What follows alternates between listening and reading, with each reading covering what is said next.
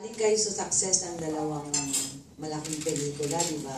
Usually, yung iba kasi nauuna, ang teleserye kaysa sa movie. Kayo, na-prove nyo na yung tandem nyo sa big screen. So, dito ba sa small screen, may pressure pa rin ba o confident na kayo na you can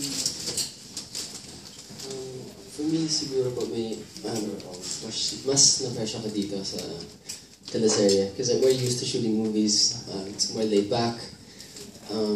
But yeah, it's a full-length teleserye and it's my first time, so I really want to give my best. First teleserye mo talaga to? First James. Yes. Okay. So, I really want to make it good. I really want to do my best, so pretty nervous. Nats, na-pressure na? Po, parang palagi naman po akong pressure.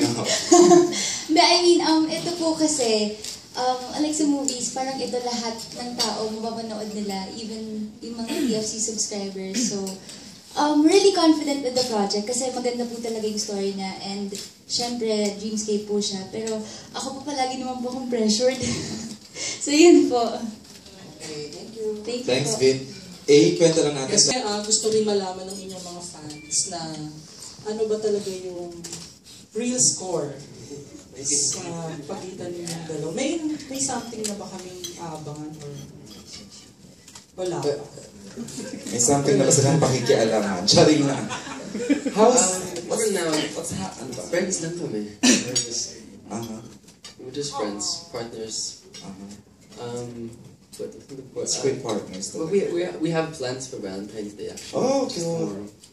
So watch out for that. Cool and cute ang sabi. Nadine, baka ibang pwede niyo sabihin, ano na bang real score? Kasi usually pag love team, dyan kayo didikdikin talaga ng mga kaibigan natin. Ako, sa media person, gusto ko rin malaman eh. Ano bang real score Kami po between ni James, me and James, we're very close. He's my closest na kaibigan talaga. Okay. Kasi, yun po, we're a team when we work together, so, yun po, really very close friends. Both sa lalaki and babae, siya yung pinaka-close Yes. mo talaga ngayon. Medyo special yung Hindi, kasi diba, inamin niyang very close. So, Sigaw na talaga si James kay Nadine. you dated daw before? Nag-dates kayo? Concert event.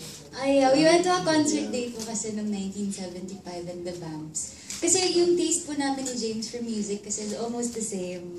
So, parang...